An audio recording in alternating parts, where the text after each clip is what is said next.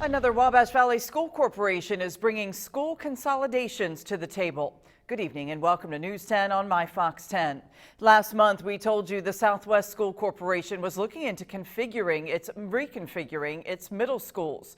News 10's Sarah Lehman got an update on those plans tonight, but she also learned about a funding problem the schools now face. New for you tonight at 10, she's live in our newsroom to explain. Patrice, the Southwest School Corporation superintendent was looking at putting Carlisle Middle School into Sullivan Middle School. He says it was so students could get more opportunities. Now, you'll remember in January we reported on a community meeting at Carlisle Middle School where the superintendent outlined his ideas and plans.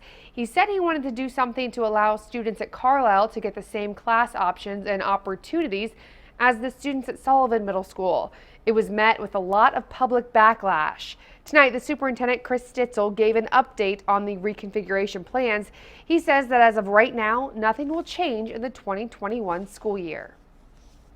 Just determined that we need to slow down and take a real good look at it before we make a final decision on moving forward, and that's what we're going to do, which I'm sure that made a lot of people happy tonight.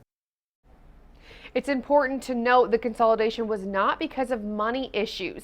Stitzel says it was strictly to open up opportunities for students. However, the idea is not completely off the table. And Stitzel says answers to questions about consolidation can be found on their website later this week. Now, while that issue isn't connected to money issues, money was still a topic of tonight's meeting. Every year, Indiana schools have 2 days where they count their students and send the numbers to the state. The first one is in September, the second one in February. This year, Southwest schools lost 15 students between each count. Unfortunately, those counts are now considered when it comes to funding.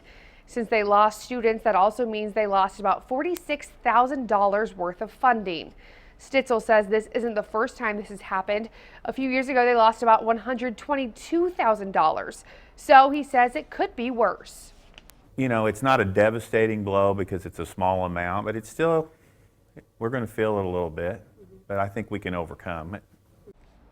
Now, Stitzel says this happens almost every year. He says a lot of the reason they lose kids in between the two counts is because they have a handful of migrant families who move around for work.